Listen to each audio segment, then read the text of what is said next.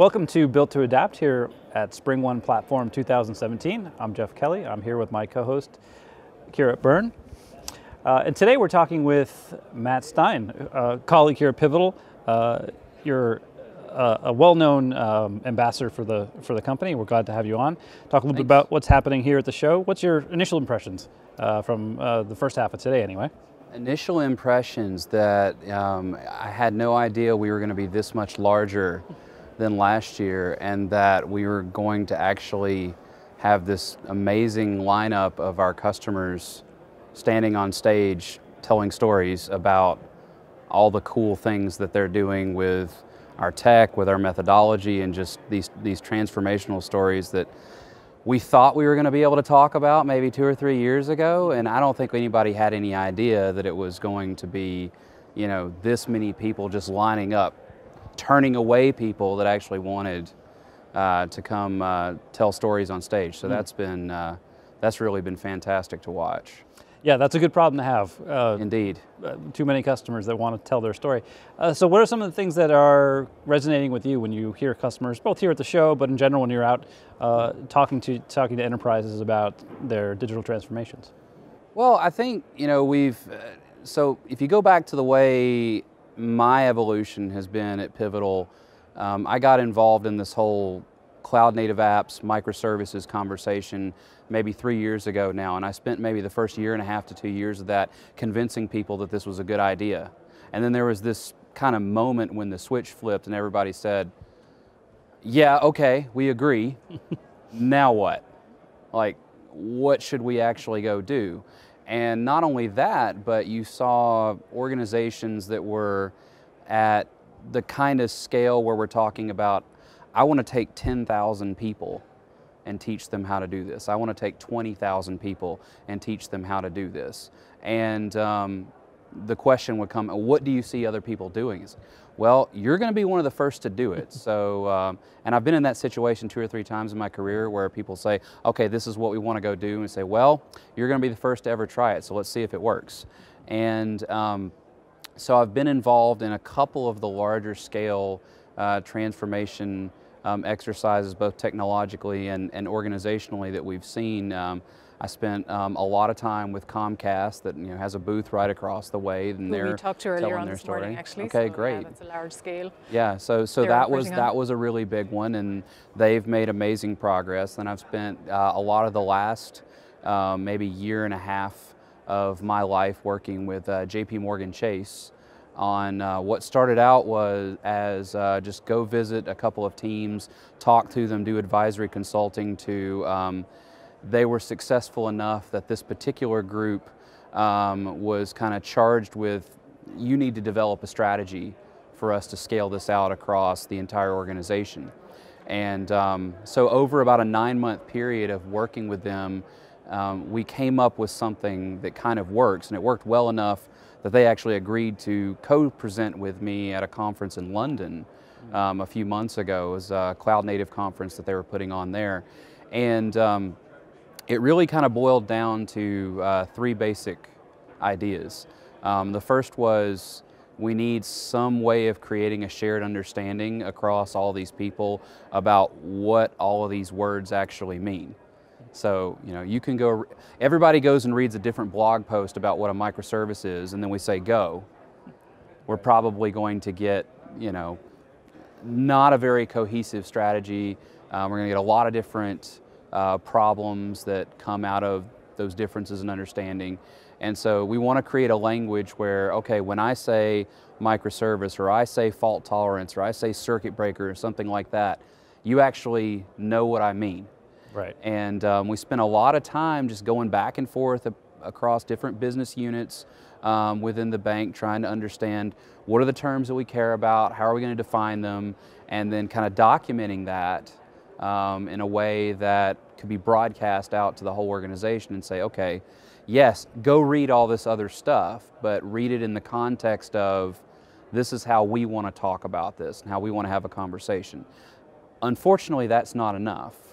So the next thing that we kind of did was take some applications that we think are representative of different types of applications that they need to create.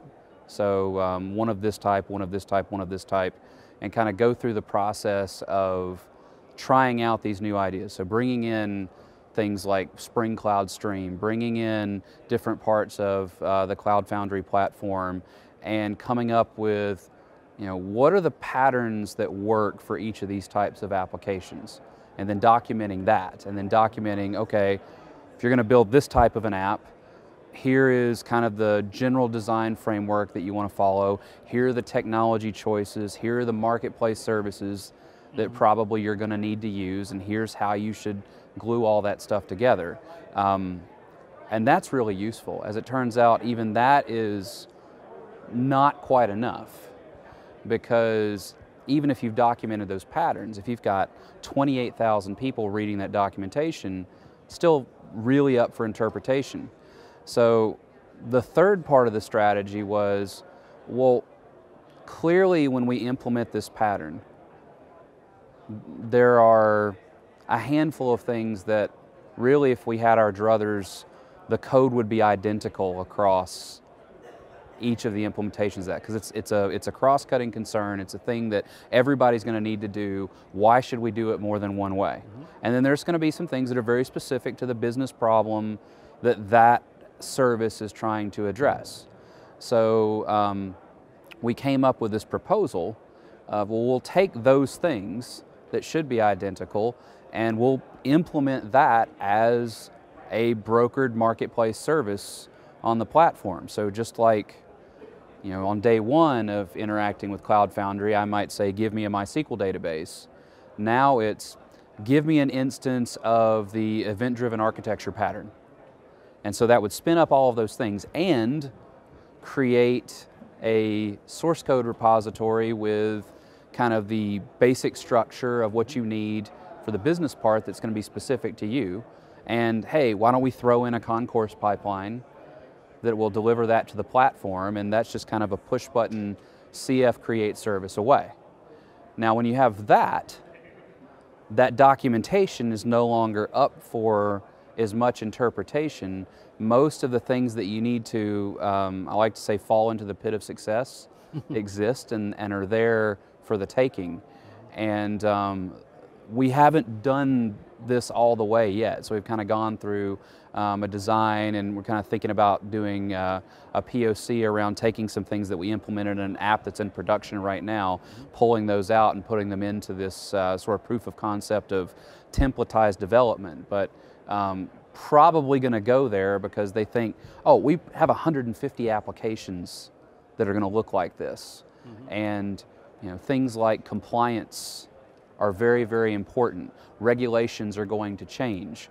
We want to be able to roll out an update to a regulation control uniformly across that entire suite of 150 apps. So I could have 150 teams figure out how to do that, or I could just go update that marketplace service and roll it across that entire suite in one fell swoop. And that's the thing that's really attractive to them at that kind of scale is, oh, well, if I can do that for all the archetypes that I have, then all of a sudden maintaining compliance going forward without killing velocity is something that's in reach.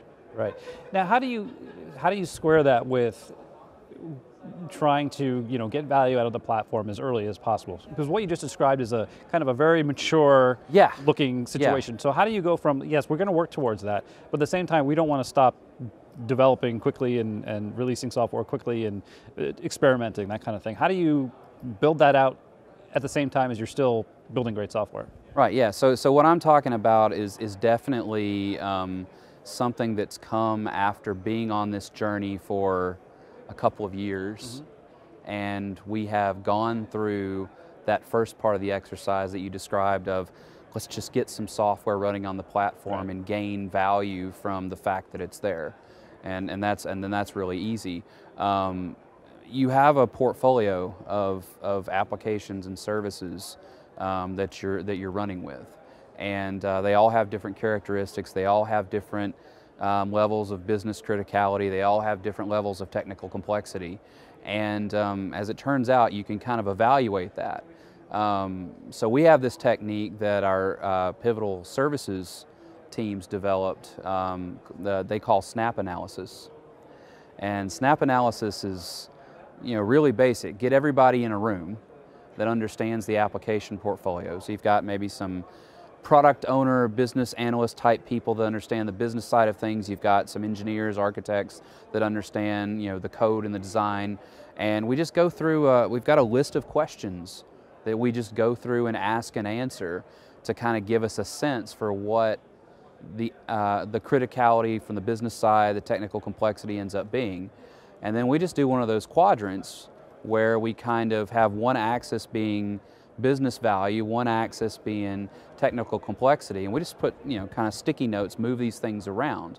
Well, what you end up doing is finding that there's this one quadrant that is business critical, and the complexity is actually not that great, which sounds like something that I'm going to get a decent return on investment for migrating that set. And so those are the things that we think, okay, we can run those to the platform pretty quickly because they're not that far off from being there anyway, and when we do it, we're going to be able to now get that velocity of iterating on that set of applications.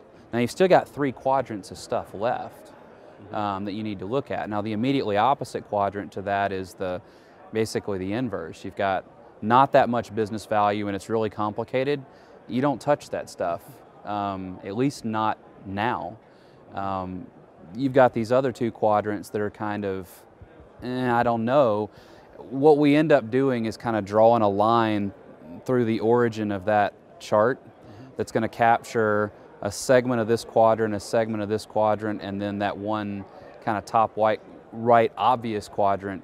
And hey, this is going to be our application migration journey for now.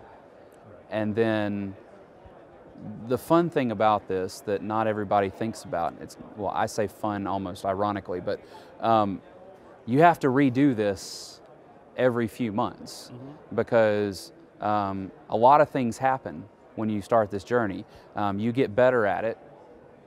So the things that seemed like they were blockers for migration before might seem like something that you can tackle now. Sometimes that business value or criticality moves around. You end up with some applications that you could leave in place today that 6 months from now the infrastructure they're running on is going to end of life, and you're under a compliance situation where if you don't have a service contract on that infrastructure, you're going to start getting penalties every day that you're not off. It's like, okay, we've got to get it off, we've got to move it somewhere. That changes the whole equation. So having to do and getting into the discipline of a portfolio reevaluation every, at least I'd say annually, but probably even every 6 months being a useful exercise to, keep that pipeline of modernization and gaining value going, but also just making sure that things that you eliminated on day one that are now something you can gain value from are not being left behind. So the initial set of applications that you select, is that like only a handful with maybe different characteristics within that quadrant, or like how many are you trying to migrate a quarter of the portfolio, or like just to get an idea of like how you scale up with this? I mean, it's going to differ from place to place and how much scope they want to try to tackle. I mean, we have our engagements where we do these dojo type settings where we're going to walk out of there with one application migrated to the platform. The one, the obvious one, we're going to get it there and we're going to start showing that we can get value from that. How much you want to tackle at any one point in time. I am a huge believer in, do it once, then do it twice, then do it 3 times before you try to do it 10 times. You do it once, you learn something. You do it twice, you actually learned the things that you really learned the first time and the things that you only thought you learned. You do it a 3rd time, you're starting to see patterns. And those patterns become the ammunition that you go in to attack that next set of the portfolio. And that's how we went through that journey that led us to that kind of 3-pronged strategy. Is, okay, we did one application, and that took us months actually to get where we wanted. but then we took the lessons learned from that to the next two very, very quickly. And then we developed the pattern documentation off of that set of three that we're thinking, oh, I could take this and apply it to 100, right? So, and then you start creating your templates. Right, exactly. So you might say, oh, I'd love to get a quarter of my portfolio migrated in some amount of time so that I can, measure some value off of that. And there's value in setting targets like that. But just from a pure learning perspective, I like the whole idea of, one piece at a time, building that knowledge up until we actually can see real patterns. Because you don't want to try to find patterns the first time you do something, because, and I've learned this in 20 years of hard experience, that every time you do that, you get it wrong. Well, then it's not a pattern. If you It's not. But we see that mistake happen. We see an even worse mistake, which is we're going to go get into an ivory tower and we're going to create all the patterns for the organization before we ever implement anything, and then we're just going to kind of drop that from on high on all the development teams and say, this is what you have to go do, and we find out a few months in, none of this stuff actually works. So let real work guide the transformation strategy. Exactly. But that takes a certain level of discipline, it sounds like. Well, there's a certain sense in which everything that we're doing takes discipline. I think part of how we got where we are and that we're trying to escape is that, I use sports metaphors a lot, kind of the basic blocking and tackling of software engineering. And, like we talked on the podcast a couple of weeks ago, this idea of connecting the dots back to what is the business problem that you're trying to solve. Those are things that I think in all this amazing kind of emergence of technology trends and practice changes, there's all this stuff that you can go look at that's new and shiny and exciting, and there's value there. But if you do that and leave behind all the kind of boring, not exciting stuff that everybody kind of needs to do to keep a software organization healthy, then you're going to create probably a bigger mess than you already had with new toys. Right, and nobody wants that. No, absolutely. Cool. So we don't have a lot more time, but I wanted to touch base with you on kind of this whole people transformation. We talked with a few customers here today, and I think each one of them, without fail, I think, said the people transformation, the organizational transformation is a lot harder, or at least as hard as the technology. How do you, kind of extrapolating from what you were just talking about, how do you approach the people aspect of this in terms of changing roles, changing organizational structures? Or even vocabulary, as you were talking about. Yeah, I think the vocabulary touches on that for sure. Right. But how do you deal with some of those people issues within the enterprises that you've been working with? This is something that I don't think that we've quite figured out yet. But I've been doing a lot of thinking about it over the last 2 or 3 months, and Michael Cote and I have gotten into some really interesting dialogues around, he's very familiar with, a lot of the old world software engineering organizational roles. We've spent some time saying, okay, what does it even mean to do enterprise architecture in this new world? Do all the EAs go away? Do they get a new job? Do we even do, at scale centralized architectural thinking anymore? And a lot of these things are open questions that we're still trying to figure out. I think the biggest key that I've figured out is that if you think about organizational strategy and decomposition differently than you think about technical architecture decomposition, then you're going to constantly be in this state of unuseful friction. And the organizational dysfunction is always going to win. That's what Mel Conway was kind of stating, at least in my thinking about it, in '62 when he wrote the paper that we remember one sentence from that we call Conway's Law, right? Right. And So, thinking about decomposition strategy is not just about domain-driven design. It's not about just what microservices are we going to create, but what team structures do we need to create? What is their mission? What is the business connecting the dots back to a business capability that, they're not just doing a software project, shipping that and moving on to do something else. They become the owners and the stewards of that business capability. It happens to be that they deliver that capability through a software solution. But at the end of the day, I think more and more that I need to figure out, how do I align my people to business capabilities and the features that we want to deliver, the customer experiences that we want to create within those capability areas.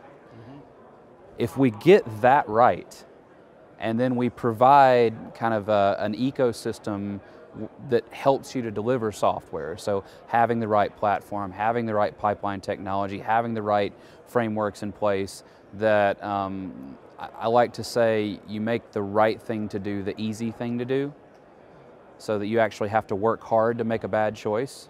So you get those two things in place, the rest of it, like what microservices I need to create, how do I deploy them, how do they integrate with one another, that stuff starts to work itself out because you solved the hard problems.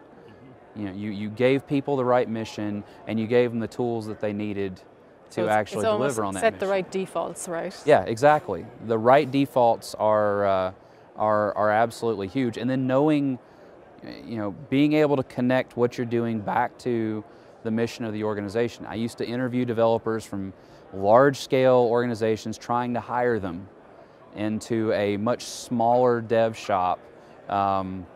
We were a nonprofit, we were in the biotech field, and I was looking for people who had very broad range of skills, but one of those was I can actually talk to people that are not software developers. And I found so many people in these large organizations that would come in to interview, they were technically competent people, they were smart, but they had no idea why they were doing what they were doing. And it wasn't because they didn't care, it was because they were so separated from the mission of the organization and how the little widget that I'm supposed to construct over the next 5 years plays into that, that it really just wasn't something that was on their radar. And some people are quite happy in that environment, a lot of people are not. And so I think a lot of people are actually looking for that kind of an environment in which they can work. And so where they can see how what they do matters to the larger organization. And so as the leadership in that organization, and it's our job just to create that environment that will allow these people to be successful. You do that and people will surprise you at what they're capable of. So yeah, nice soundbite that makes it sound all unicorns and rainbows. It's hard work, and it takes the people at the top agreeing that this is important, and we need to align on a strategy that maybe disrupts a lot of things. The way power has been brokered in the organization up to this point, so that we can optimize for the greater goal. And it's not easy to get there. Now, when I get around a bunch of leaders who've done the hard work of gaining that alignment, and now they're just looking for direction, you can move really fast. Great advice. Matt, thanks so much for coming on. I appreciate it. I wish we had more time. You're welcome. It's always my pleasure to have these conversations. All right, well, enjoy the rest of the show. Thanks everybody for watching.